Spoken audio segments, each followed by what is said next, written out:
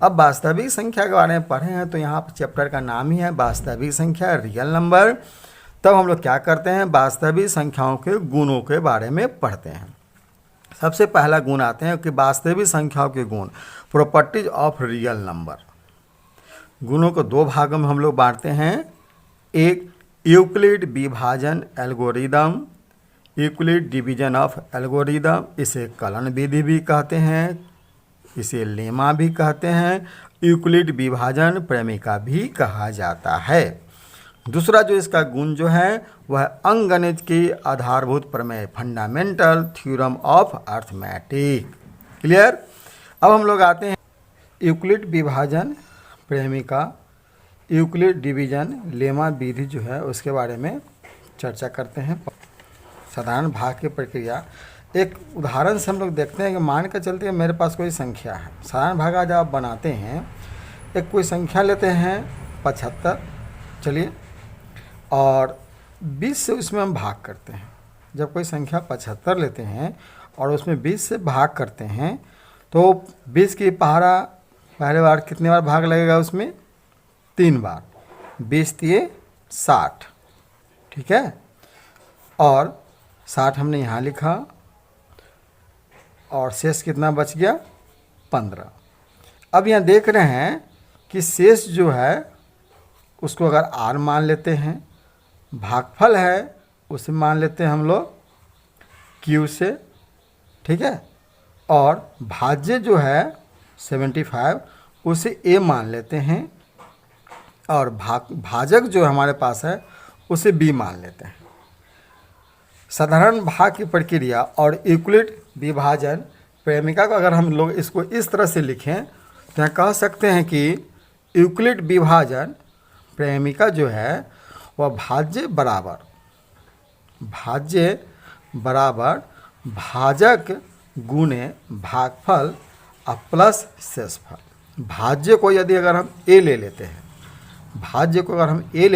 भाजक को b मान लेते हैं, भागफल को q मान लेते हैं और शेषफल को r मान लेते हैं, तो हमारे पास एक शर्त बनता है भाज्य बराबर भाजक गुणे भागफल प्लस शेषफल, अर्थात a बराबर b गुणे q प्लस r। इसे अगर हम चाहें तो ऐसे भी लिख सकते हैं a equal to B Q plus r, ठीक है। तो अब हम इसको अगर परिभाषित करें तो देख रहे हैं कि यदि कोई दो धनात्मक पूर्णांक लेते हैं a और b, और ऐसी अद्वितीय पूर्ण संख्याएं जो भागफल के रूप में अगर q मिले, शेषफल के रूप में अगर r हो, तो हमारा शर्त जो बनेगा, जो इसके शर्त बनेंगे, कंडीशन जो बनेगा वो हो जाएगा भाज्य बराबर भागफल गुणे भागफल प्लस शेषफल, अर्थात a is equal to B Q plus r। इस स्थिति में देख सकते हैं कि जो शेषफल r है और भाजक जो है b है, तो b से छोटा r है। शेषफल जो है हमेशा b से छोटा होना चाहिए, और शेषफल जो है शून्य जो है वह शून्य जो शेषफल से छोटा हो या शून्य के बराबर हो। शून्य जो है शेषफल से छोटा हो या शेषफल के बराबर हो। इस चीज़ को अगर हम ऐसे समझते हैं, एक उदाहरण से मान के चलते हैं कि हम कोई संख्या 75 ले लेते हैं, 75 ले लेते हैं, और दूसरी संख्या अगर हम 20 ले लेते हैं। अब इसे हमें HCF ज्ञात करना है। अगर HCF ज्ञात करना है तो कैसे ज्ञात करेंगे, a equal to 75, b equal to 20, a equal to 75, b equal to 20, जहाँ a बड़ा है b से, यानी कि 75 ग्रेटर देन 20, a b से बड़ा है।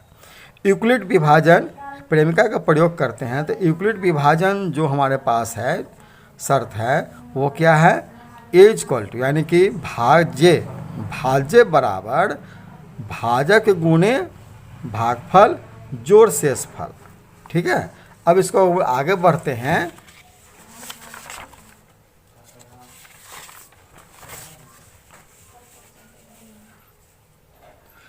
पहली स्थिति में भाज्य को यहाँ रखते हैं, ठीक है। साधारण भाग की क्रिया तो हम लोग जानते हैं कैसे करते हैं। अगर हम उसको इस तरह से भाग करते हैं तो देखते हैं 75, चूँकि 20 से भाग करना है, ठीक है। हमारा भाजक कितना है 20 है, तो 20 की पहाड़ा कितनी बार पढ़ते हैं 3 बार। 20 तिये 60, 20 तिये 60 और शेषफल कितना आता है 15। तो कह सकते हैं कि 20 तिये 60 प्लस 15 जो 75 के बराबर है। इस परिस्थिति में हम लोग देखते हैं कि शेषफल हमारा क्या बच रहा है 15 बच रहा है। जो 15 शेषफल बच रहा है, जो कि 15 जो है आर शेषफल जो है 0 के बराबर नहीं है। तो इस प्रक्रिया को और आगे बढ़ाएंगे, भाग की प्रक्रिया जो होगी और आगे बढ़ जाएगी। पुनः इस प्रेमिका को हम लोग फिर दोबारा प्रयोग करते हैं। अब देखते हैं 20, चूँकि 20 भाजक है और शेषफल आर है। अब क्या करेंगे 20 भाजक को भाज्य के रूप में ले लेंगे और शेषफल आर को भाजक के रूप में ले लेंगे, ठीक है। तब क्या करते हैं 15 के पहाड़ा पढ़ेंगे तो 15 एकम 15, ठीक है। और 15 को इसमें से घटाएंगे तो शेषफल कितना बचेगा 5। तो 15 एकम 15 और प्लस 5 यानी हमें क्या मिल गया 20, ठीक है। इस परिस्थिति को देखते हैं। इस परिस्थिति में देखते हैं जो हमें क्रिया किया है, जो परिणाम हमें जो मिला है, इस परिणाम में क्या है r = 5। शेषफल जो है r 5 है, जो फिर 0 के बराबर नहीं है। जब 0 के बराबर नहीं है तो इस क्रिया को और आगे बढ़ाएंगे। जब इस क्रिया को और आगे बढ़ाते हैं, अब आगे बढ़ाने में क्या करेंगे, हमारा यहाँ पर भाजक कितना था 15 और शेषफल कितना था 5। अब क्या करेंगे भाजक को क्या बना लेंगे भाज्य ए के स्थान पर, और जो हमारा शेषफल था उसको बना लेंगे भाजक। तो 5 भाजक बन गया। तो 5 के पहाड़ा कितनी बार पढ़ेंगे 3 बार। तो 5 तिये 15। अब हमें शेषफल कुछ नहीं बच रहा है, 0 मिल रहा है, ठीक है। तो 5 तिये 15 और 0 15 के बराबर आ गया।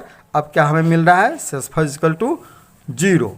जब शेषफल 0 मिल रहा है तो इसके आगे भाग करने की अब ज़रूरत नहीं है। तो पूरे परिणाम में हमें क्या मिला, जब पूरी क्रिया किया, इस पूरे क्रिया में हमें क्या मिला भाजक b हमें क्या मिला 5, भागफल q क्या मिला 3, शेषफल r क्या मिला 0। चूँकि सारे प्रक्रिया के दौरान हमें किसकी ज़रूरत है भाजक की ज़रूरत है, और भाजक कितना है 5 है। इसलिए हमारा जो HCF होगा वो क्या हो जाएगा 5। इस पूरी क्रिया को हम लोग बोलते हैं लेमा विधि भी कह सकते हैं, इसको यूक्लिड विभाजन एल्गोरिदम भी कहते हैं, कलन विधि भी कहते हैं, ठीक है। और यूक्लिड विभाजन प्रेमिका भी कहते हैं। अब हम लोग आगे बढ़ते हैं कि यूक्लिड विभाजन एल्गोरिदम, ठीक, अभी जो हमने किया है अब उसी को हम लोग किस शर्त के रूप में आते हैं, चूँकि हमने यहाँ एक उदाहरण से चर्चा किया था। अब आगे देखते हैं कि यूक्लिड विभाजन algorithm, Euclid division algorithm. Euclid विभाजन एल्गोरिदम जो है वो हमेशा 2 धनात्मक पूर्णांकों का मौसा ज्ञात करने की एक विधि है। अभी जो हमने विधि देखा, इस विधि से क्या करते हैं हम लोग मौसा ज्ञात करते हैं, HCF ज्ञात करते हैं ना, ठीक है। HCF हम लोग ज्ञात करते हैं, मौसा ज्ञात करते हैं। 2 धनात्मक पूर्णांकों का A और B का मौसा जो होता है वो हमेशा कोई बड़ी पूर्णांक D मिलेगा। अगर हम भाग करते हैं, अब भाग करने की प्रक्रिया में अगर शेषफल 0 नहीं मिल रहा है तब क्या मिलेगा, कोई बड़ी संख्या पूर्णांक मिल जाता है। तो इस प्रक्रिया को फिर आगे बढ़ाते हैं। तो बढ़ाने के लिए क्या करते हैं, जब तक कि कोई A और B को पूर्णतः विभाजित अगर न करे तब तक क्रिया को आगे तक बढ़ाते रहेंगे। यदि 2 धनात्मक पूर्णांक C और D मिल जाता है, अगर शेषफल 0 न हो तो क्रिया को आगे बढ़ाएंगे। तो मान कर चलते हैं कि अब हमें C और D मिलता है। इस परिस्थिति में क्या होगा, C बड़ी संख्या हो जाएगी D से। तो फिर क्या करेंगे, इसी हम लोग सिद्धांत का प्रयोग करते हुए आगे बढ़ाएंगे और यह हमें क्या मिल जाएगा, पहली स्थिति में हमें क्या मिलेगा A = BQ + R अब हम क्या करते हैं, इस भाग की प्रक्रिया को आगे बढ़ाते हैं। अगर शेषफल अगर 0 नहीं मिल रहा है तो क्या करेंगे, हमें इस स्थिति को फिर दूसरे चरण में ले जाएंगे। दूसरे चरण में यानी कि अगर हम, अब हमारा जो यहाँ भाजक हो जाएगा b, चूँकि b जो है r से बड़ी हो जाएगी इसलिए उसको c मान लेंगे और भाग की क्रिया को आगे बढ़ाएंगे। तो c = d × q + r। फिर अगर हमें शेषफल अगर 0 न मिले तो इस प्रक्रिया को बढ़ाते रहेंगे, आगे जारी रखेंगे, तब तक जारी रखेंगे तब तक कि हमें 0 न मिल जाए। अब हमें अंकगणित की आधारभूत प्रमेय, the fundamental theorem of arithmetic, इसका देखते हैं कि इसका क्या शर्त है, क्या गुण है, इस पर चर्चा करेंगे। फिर इसके उदाहरण के बारे में पढ़ेंगे। आते हैं कि अंकगणित का क्या प्रयोग करते हैं। अंकगणित के आधारभूत प्रमेय जो है धनात्मक पूर्णांकों को गुणन से संबंधित है।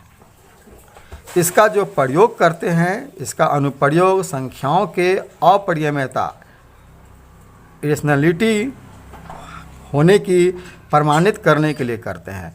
जैसे मान लेते हैं कि कोई संख्या √2 अपरिमेय है, तो अपरिमेय क्यों है, कैसे है, इसको साबित करने के लिए हम लोग क्या करते हैं, अंकगणितीय आधारभूत प्रमेय का प्रयोग करते हैं। इसका आगे पढ़ेंगे हम लोग। इसका अनुप्रयोग प्रमेय संख्याओं, कोई संख्या p/q के रूप में हो जहाँ q ≠ 0 हो के दशमलव प्रसार, जब उसका दशमलव प्रसार होता है तो दशमलव प्रसार शांत है या अशांत है, टर्मिनेटिंग है या नॉन टर्मिनेटिंग रेकरिंग है, इसको दर्शाने के लिए, पता लगाने के लिए हम लोग इस तकनीक का उपयोग करते हैं। ठीक है, अब हम लोग आगे देखते हैं। कुछ ऐसे नोट्स है जो आपको याद करने होंगे, याद करने से आपको काफ़ी फ़ायदा होगा, जिससे कई सारे क्वेश्चन सरल करने में, सॉल्व करने में आसानी हो जाएगी। देखते हैं लेमा, प्रेमिका स्वयं में सिद्ध किया हुआ एक कथन है। यह एक स्वयं में सिद्ध किया हुआ एक कथन है जो हम लोगों ने पढ़ा था, a = b × q + r, जहाँ 0 < r एंड r b। यह एक सिद्ध किया हुआ कथन है जो दूसरे कथनों को सिद्ध करने के लिए उसका प्रयोग करते हैं, जिसमें SCF ज्ञात करते हैं। एल्गोरिदम सुपरिभाषित चरणों की श्रृंखला है जो समस्याओं को हल करने की एक तकनीक है, विधि है। यूक्लिड विभाजन प्रमेयिका जो है, यूक्लिड विभाजन एल्गोरिदम का प्रयोग हमेशा धनात्मक पूर्णांकों के लिए होता है। एल्गोरिदम शब्द जो है फारसी गणितज्ञ मोहम्मद इब्न मूसा अल ख्वारिज़मी से लिया गया है। इन्हीं के द्वारा लिखित एक पुस्तक है। पुस्तक का नाम है हिसाब अल जबर बा अल मुकाबला, जिससे अलजबरा शब्द लिया गया है।